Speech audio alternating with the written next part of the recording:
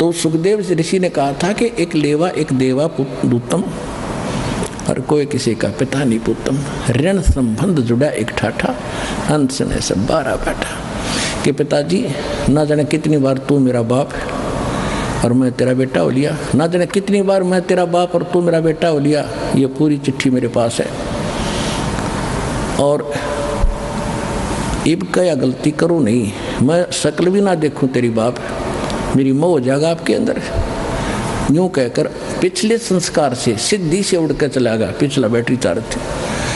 अब उसको ज्ञान भी था, राजा जनक गुरु भी बना लिया, और फिर भी मोक्ष नहीं, क्योंकि राजा जनक कोई ज्ञान नहीं था कि जितना ज्ञान था बता दिया। विष्णु का पुजारी था, विष्णु लोक में वो चला गया राजा जनक, विष्णु लोक में सुखदेव चला गया। अब राजा जनक को परमात्मा उस समय भी मिले थे, लेकिन जब घने ठाठ से थे, वो समय नहीं था जो दास आपको यहाँ लाना चाहता है कि ये समय था मोक्ष का। राजा जनक जो थे पहले सतयुग में राजा अम्बरीश थे, वो भी विष्णु पुजारी थे, और ये दुर्वासा जैसे ऋषि तोब थे, बड़ी सिद्धि वाले थे, सब उस तो डरते थे। अम्बरीश ऋषि ऐसे साधक थे, शील संतोष के थे, पिछले जन्म के संस्कारी थे। दुर्वासा की सिद्धि ने भी काम नहीं किया उसके ऊपर, आप पे फेल हो गया, बल्कि राजा अम्बरीश के पैर पकड़कर जान बचवाई थी उस दुर्वासा ऋषि। और वही ऋषि अगले जन्म में फिर राजा जनक हुआ, और वही राजा जनक फिर चला गया स्वर्ग में। रास्ते में काल कैसे चोरी करता है, कैसे ठगता है आपको। पुण्यात्माओं, एक एक पर्सन को ध्यान से रखना, प्रत्येक में एक न्यारा न्यारा गुड़ रहस्य निकलेगा। जब राजा जनक ने अपने शासन काल में, जीवन काल में राजा था, बहुत गुणे धर्म पुण्य किए थे, बड़ी बड़ी यज्ञ की थी, 100 मन घी की, सैकड़ों की संख्या में, और काफी दान किया था, गौवें दान की थी ब्राह्मण ऋषियों को। लेकिन वो मंत्र ठीक नहीं थे, जैसा किया दान धर्म वो तो मिलेगा ही मिलेगा। तो राजा जनक जब जाने लगा, विमान में बैठकर जा रहा था, काल के दूत वहाँ से, रास्ता था एक, वहाँ से ले जा रहे थे। वो काल के दूत नहीं थे उसके साथ थे विष्णु जी के गण,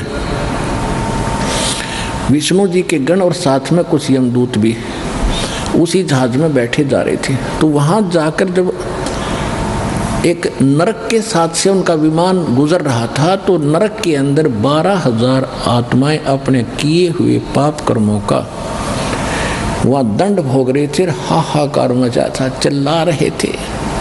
और वो राजा था, दयालु राजा था, अपने राज्य में किसी को कोई दुख होता था तुरंत उसका निवारण करता था, उसको शांति देता था, किसी को दुखी नहीं होने देता था। तो जब उसने वहाँ जाकर हाहाकार मची देखी तो कहा कि पार्क दो, विमान रोको। विमान रोक दिया कि ये चिल्लाहट कहाँ से आ रही है, कौन दुखी है इस नगरी में। उन्होंने बताया जी ये नगरी नहीं है तो नरक है, इसमें 12 करोड़ आत्माएं इसमें दुख अपना कर्म का दंड भोग रही हैं। राजा ने कहा कि इनको को छोड़ दो, इनको निकालो इससे। तो पार्षदों ने जो साथ गए थे भगवान के दूत, उन्होंने कहा कि राजन, या आपका हुक्म नहीं चलेगा, या तो धर्मराज का हुक्म चलेगा कि धर्मराज को बुलाओ, और नहीं तो मुझे भी यहीं छोड़ दो, मैं भी इस नरक में इनके साथ ही रहूँगा, आगे मैं भी नहीं जाता। अब वो संदेशा धर्मराज के पास गया।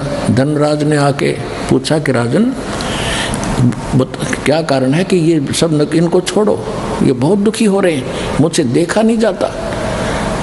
तो उसने बताया जी देखो यहाँ ऐसा नहीं होता, जिसने जैसा कर्म किया वो भोगना ही पड़ेगा, ये मेरी बही, मेरी पैड में लिखा है, रिकॉर्ड में, इनको कोई बदल नहीं सकता, मेरी ताकत नहीं है बदलने की। तो राजा जनक ने कहा कि मुझे भी यहीं छोड़ दो, कि ये भी मैं नहीं कर सकता, आपको यहाँ छोड़ने का आदेश नहीं भगवान का, आपको कैसे छोड़ूंगा। तो कहने लगा मैं तो जाता नहीं, करो जो आपने करना है। अब ऐसे पुण्यकर्मी आत्मा के साथ वो भी ज़्यादा खस्सा खसाई नहीं करते, फिर अपनी चापलूसी यानी चाणक्य ऋषि अपनाते हैं। धर्मराज ने कहा कि एक काम हो सकता है, आप अपने पुण्य दे दो, इनको पुण्य संकल्प कर दो, उन पुण्यों के आधार से मैं इनको सबको नरक से निकाल सकता हूँ। आपके पुण्य इनको मिल जाएंगे, आपको इतना फिर डेबिट हो जाएगा, आपके पुण्य कम हो जाएंगे। राजा जनक बड़े दयालु थे। परमात्मा कहते हैं देखो दयालु होना जरूरी है, लेकिन अपने दयालुता में अपने पैर पर कुहाड़ी मारना कोई दयालुता नहीं है, वो तो मूर्खता है। तो वहाँ उसने क्या किया कि राजा जनक ने कहा कि ठीक है, मैं इनको अपने आधे पुण्य देता हूँ, जितने मैंने धर्म पुण्य किए, भक्ति करी है। ठीक है, उसने उधर से काट के उन सब को बांट दिए, आधे पुण्य 12 करोड़ में बांट दिए। उनको सबको बाहर निकाला, अलग से विमानों में बैठाया, राजा के पीछे पूरा लश्कर भेज दिया, चल। अब वो सारे स्वर्ग में चले गए। देखो पुण्यात्माओं, ये आपका चोरी हो रही है, आप कहाँ तक ठग लेता है, काल का जाल कितना भयंकर है। तुम तो यहाँ तो पता ही नहीं, यहाँ तो आप ठगे जाते हो। आपके पास तो कोई पूंजी है कोई नहीं, वह बांट बूट के यहीं हो लिए, उसको तो और पूंजी लेकर जा रहा था, वहाँ ठग ली।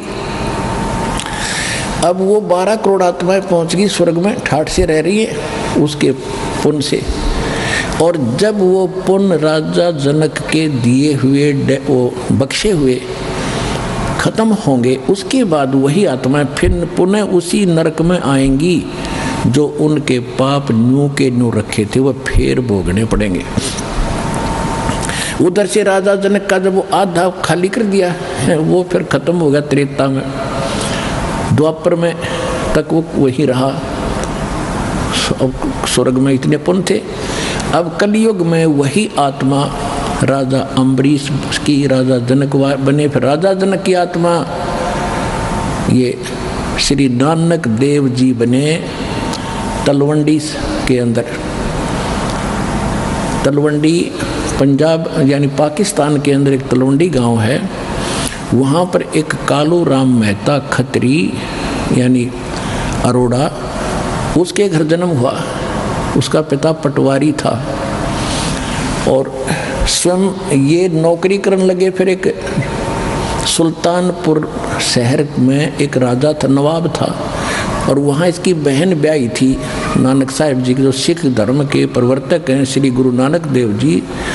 ये आदरणीय आत्मा कहाँ थी?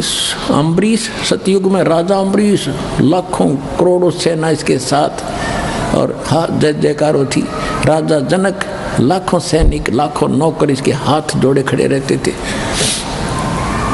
और फिर वही अपने पुण्य से खत्म करके क्या बने? स्वयं सुल्तानपुर के नवाब के एक मोदी खाने में नौकर बने। अब परमात्मा याद दिलाते रहे, बड़ी आत्मा। अब सुन ले इस विधान को जो हम बताने चाहते हैं।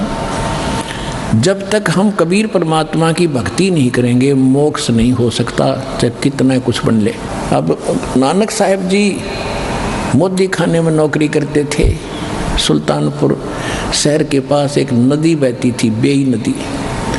वहाँ सुबह सुबह सभी उस शहर के लोग स्नान करने जाते थे। परमात्मा काशी में प्रकट थे उस समय कबीर जी। एक वहाँ पर मिले, जब नानक साहिब जी स्नान करने गए थे तो पहले दिन तो चर्चा हुई कि मैं कबीर हूँ, काशी में रहता हूँ, धानक का काम करता हूँ, मैं तो आपसे ज्ञान पूछने आया हूँ, मुझे ज्ञान बता दो, मुझे ज्ञान का पता नहीं है, आप तो महापुरुष हो, बड़े भक्त हो। गुरु नानक देव जी जो थे ये हिंदू थे, कालूराम मेहता के इनके घर जन्म था, और इन्होंने ब्रजलाल पांडे से गीता पाठ पढ़ा करते थे, उसका ज्ञान सुना करते थे। उसके आधार से विष्णु जी को पूर्ण परमात्मा मान लिया था। श्री कृष्ण जी भी विष्णु अवतार माने जाते हैं। तो ये बातें हो कर परमात्मा चले गए। दूसरे फिर कुछ दिन के बाद फिर उस दिन परमात्मा ने सारी बता दी थी कि विष्णु की यह स्थिति है, कृष्ण की ये स्थिति है, इसे मोक्ष नहीं हो सकता। और गीता में ये खुद गीता ज्ञानदाता कहता तू उसकी शरण में जा तब तेरा मोक्ष होगा। वो कौन है? मुझे इसका ज्ञान बता दो, फिर मैं आपको गुरु बना लूँगा। तो उस समय तो नानक जी को दुख हुआ, क्योंकि और भी बैठे थे सरोता। तो कबीर साहब उठकर चले गए कि ये नाराज हो जाएगा, आगे नहीं सुनेगा। और लेकिन रात को चक्कर बंध गया कि ज्ञान सारा का सारा सच्चा, मैं तो गलती कर रहा हूँ। अब के वो कभी आए, किसी प्रकार मुझे दर्शन दे, सारा ज्ञान सुनूंगा। कुछ दिनों के बाद फिर इसी प्रकार स्नान करने के लिए उसी प्रतिदिन जाते ही थे। 3-4 महीने के 6 महीने के बाद उनकी खूब तड़फ देखकर परमात्मा जिंदा महात्मा बड़ा का रूप बनाकर उसी बेई नदी पर चले गए जहाँ वो स्नान करने की तैयारी कर रही थी। तब वहाँ से सतलोक लेके उन्होंने छलांग लगाई दरिया में नहाने के लिए। परमात्मा ने उनको वहीं से अदृश्य कर लिया, स्वयं भी साथ लगा दी छलांग, अदृश्य कर लिया और शव को कहीं और रख दिया अपस्ट्रीम में जिधर से जल आ रहा था। लोगों ने सोचा, वहाँ स्नान करने वाले सैकड़ों की संख्या में नगर के लोग थे। उन्होंने देखा कि बाहर आया नहीं, नानक जी डूब गए, नानक डूब गया, नानक जी डूब गए। उसकी बहन को बताया, उनके बहनोई को बताया, जयराम नाम था उसकी बहनोई का, नानकी नाम था इनकी बहन का। हाहाकार मच गई। राजा ने भी गोताखोर भेज दिए, जाल लगावे। वो खोदें नीचे ने वो शरीर दर रखा 3 किलोमीटर ऊपर ने बन में, तो वो नहीं पाया। 3 दिन झक के बैठ गए। सब ने मान लिया कि नानक जी डूब कर मर गए और वो ले गए सतलोक में परमात्मा। वहाँ से फिर वापस छोड़ा 3रे दिन। तब उस प्यारी आत्मा का मोक्ष हुआ। तो पुण्यात्मा, इस सारे ज्ञान को समझ कर आपको पता चलेगा कि अब वो समय है जब मोक्ष मिलेगा।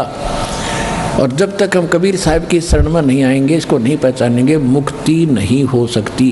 चाहे कितना शर पटक लो, ऋषियों ने कितना समय बिता दिया जंगलों में, हो शरीर कितना कष्ट दिया, सुख के पंजर हो गए, भगवान नहीं मिला। फिर सिद्धियों से खेलने लगे, सिद्धि मिल गई हठ योग करने से। फिर इसमें ये अपने एक दूसरे को प्रभु पाक गए। ये सिद्धि तो एक आने के नहीं, हमने ये सिद्धि आपकी भक्ति में खूब आवेंगी। जो दास आपको मंत्र बता रहा, इनका प्रयोग नहीं करना, नहीं तुम्हें नाश का कारण बन जाएंगे। इन सिद्धि माने इस ताकत से हम सतलोक जाएंगे, नहीं तो यही पंचर हो जाएगा फिर ये।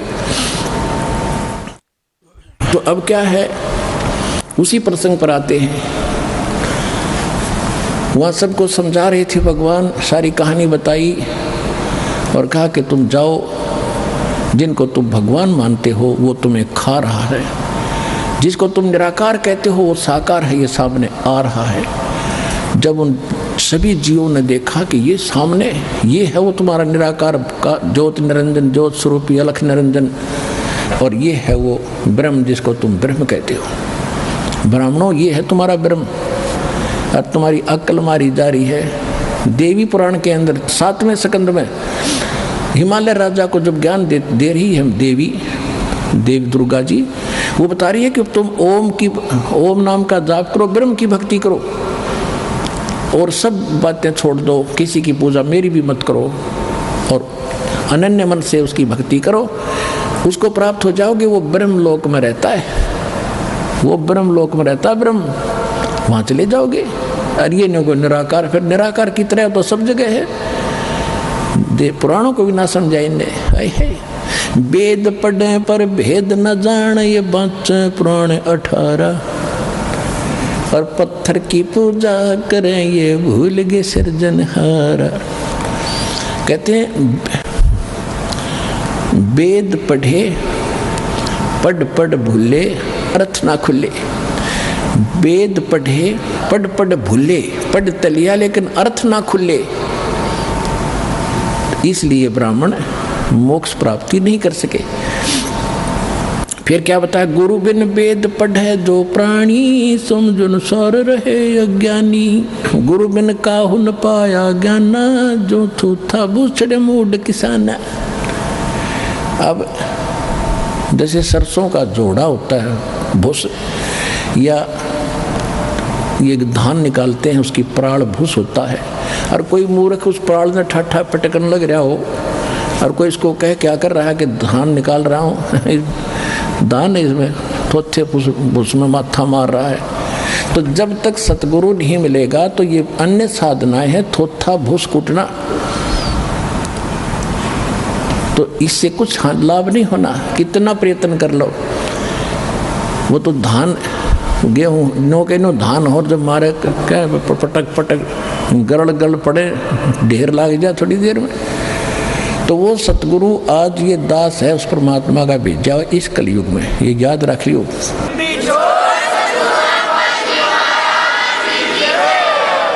ये दास इसलिए बार बार रिवाइज कर रहा है कि अपनी महिमा हमने आपको बतानी पड़ी।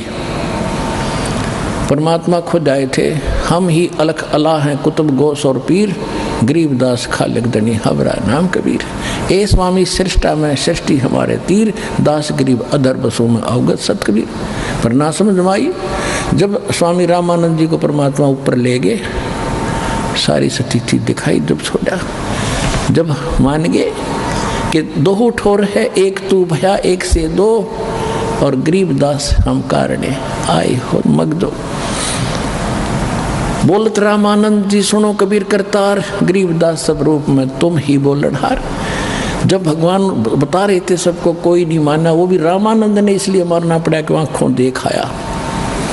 तो पुण्यात्माओं, यहाँ भगवान ने अपनी महिमा पर बतानी पड़ी, इस दास ने भी अपना बतानी पड़ी कि मैं उस कबीर का दास हूँ जो सारी सृष्टि का मालिक है, और वो ज्ञान और सतगुरु आज ये दास है।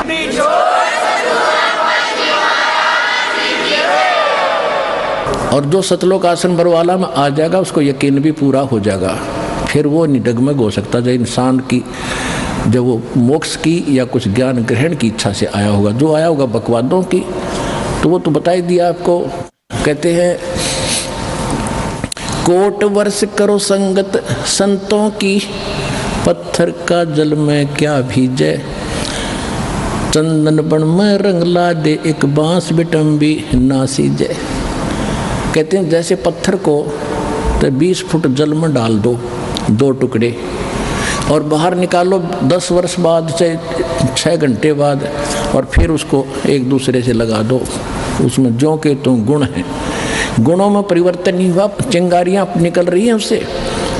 और इसी प्रकार चंदन का जो पेड़ वृक्ष होता है, आसपास के सभी नीम को, जंडी को, पीपल को, जितने भी पेड़ होते हैं अपनी महक छोड़ छोड़ कर चंदन जैसी महक वाला बना देता है, बहुमूल्य बना देता है। लेकिन एक बांस होता, बांस जिसकी लाठी बने, मच्छरदानी बने, इसका असर नहीं होता, चाहे उस चंदन के वृक्ष के साथ में उग जा, उसमें वो ग्रहण करने का गुण ही नहीं है। तो जो यहाँ आएंगे कुछ जिज्ञासा लेकर के, मोक्ष आधार मान करके, उनका तो लाभ होगा ही होगा। उनको तो समझ में आ ही जाएगा कि विश्व में आज कोई गुरु नहीं है, इस दास के अतिरिक्त सतगुरु भी नहीं है।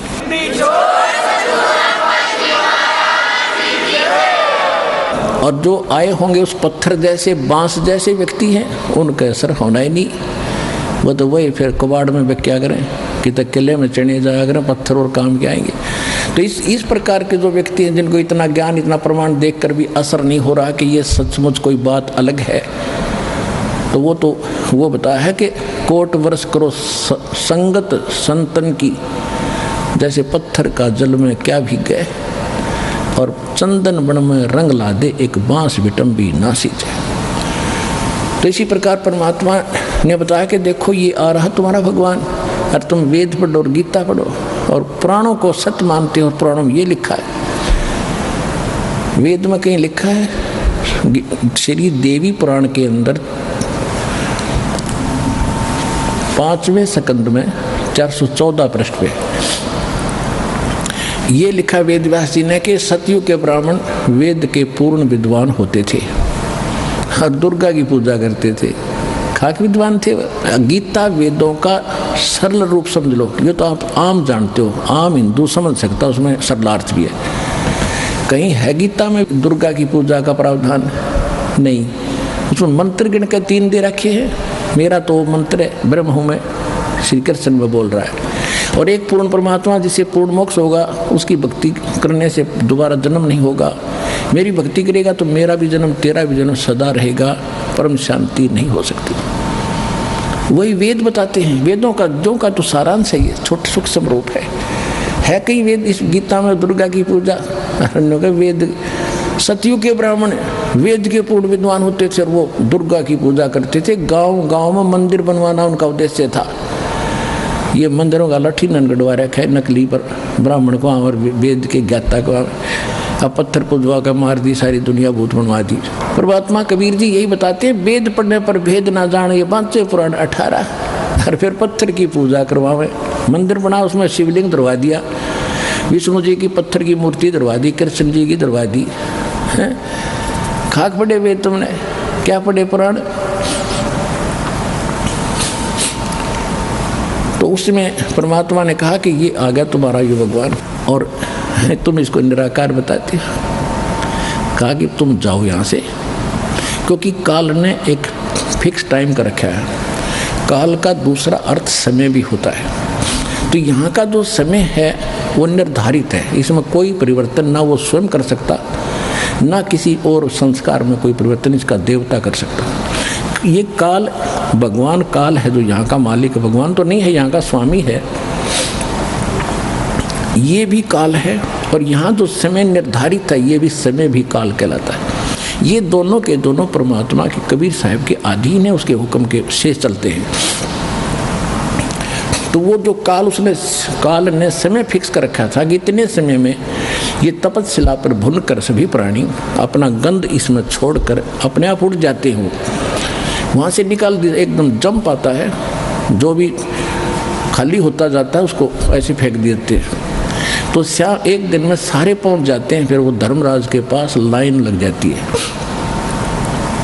वहाँ जाकर फिर उनको संस्कार बस अलग अलग, जहाँ जिसका जैसा, कोई स्वर्ग में जाओ, चाहे गधा बनो, चाहे कुत्ता बनो, चाहे राजा बनो, जाओ। वो क्रम फिर शुरू हो गया।